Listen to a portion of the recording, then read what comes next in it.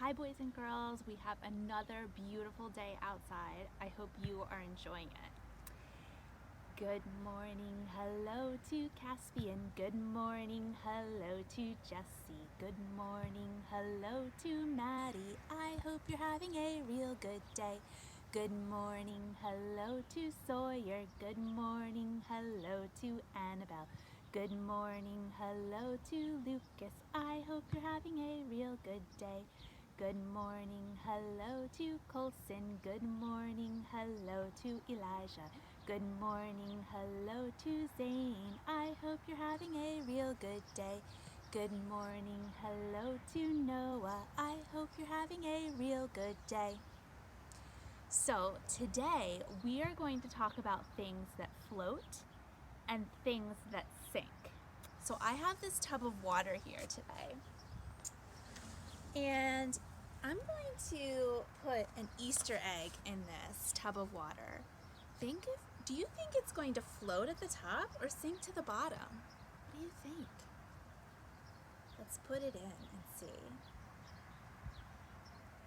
What did it do? It floated at the top. So next, I'm going to read a book to you that somebody is going to float and sink in the book.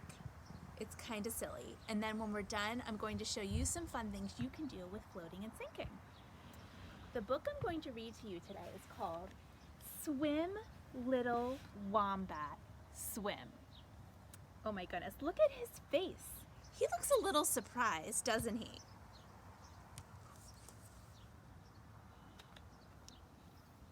Let's take a look. Little Wombat was looking for apples. Hello, said a funny squeaky voice. Wombat spun around. Hello, I'm Wombat. Who are you? I'm Platypus, said a funny, fuzzy face. Then, with a funny, shuffly walk, Platypus waddled to the pond and disappeared. Platypus, little Wombat giggled. Platypus. He tried to waddle too. He giggled and waddled, shuffled and chuckled nearer and nearer to the water's edge. Kerr splash!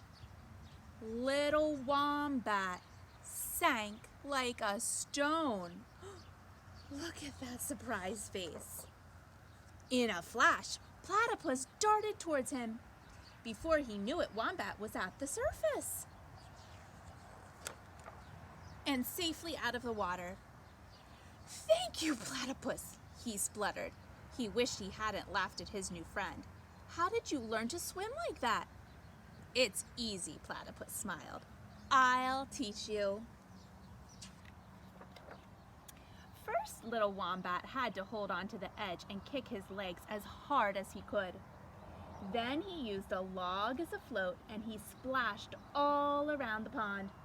He splashed and kicked until he was worn out. Time for lunch, said Platypus. Little Wombat munched on juicy red apples, and Platypus munched on a handful of shrimp. Never swim on a full tummy, said Platypus. So they snoozed in the shade for an hour.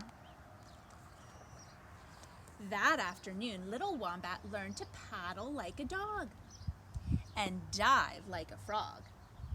Then, through all the splashing, little Wombat heard his name being called. Rabbit and Koala had come to see what he had been doing all day. Little Wombat beamed. Platypus taught me to swim. Come on, Platypus, let's have a race. Wombat, Wombat, Koala and Rabbit cheered him on. No, not Wombat, little Wombat grinned at his new friend. Wombatipus. So, by the end of the book, they were both able to float in the water, right? And they also, more importantly, became good friends. So, let's go take a look back at our tub with things that float and things that sink. So our Easter egg was floating. So I have an idea of something you could try at home. What you could do is go on a walk on this beautiful day and see what things in nature you can pick up that are okay for you to pick up and bring home. And then you can experiment and put them in the tub. And first think, do you think they'll float or do you think they'll sink? And then try it out. So we went on a little bit of a nature walk and we found some grass. Do you think this grass is going to float or sink? Let's see, I'm gonna put some in. Sprinkle it in. What's it doing? Looks like my grass is floating so far. And I have a rock. What do you think the rock will do? I'm gonna put it in. Ready?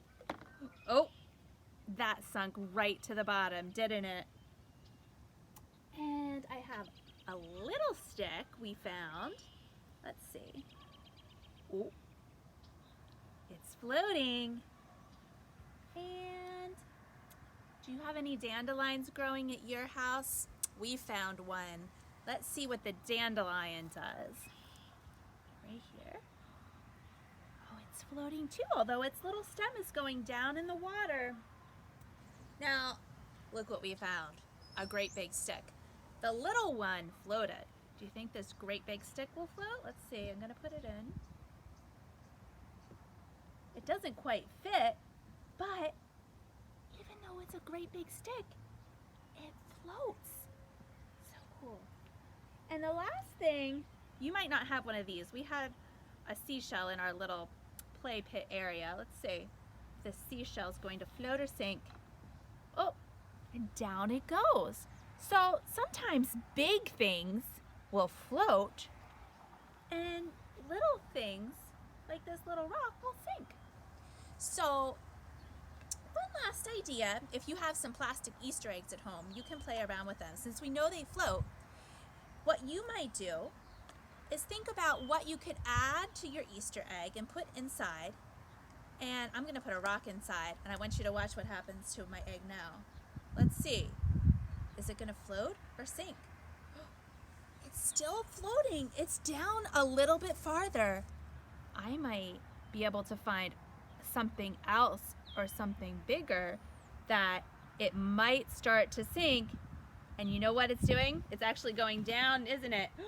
It's filling up with water and now it's sunk to the bottom. How cool. So you can experiment and try to go for a nature walk around your house and find things that will float or sink, and try filling up Easter eggs and see if you can make those float and sink.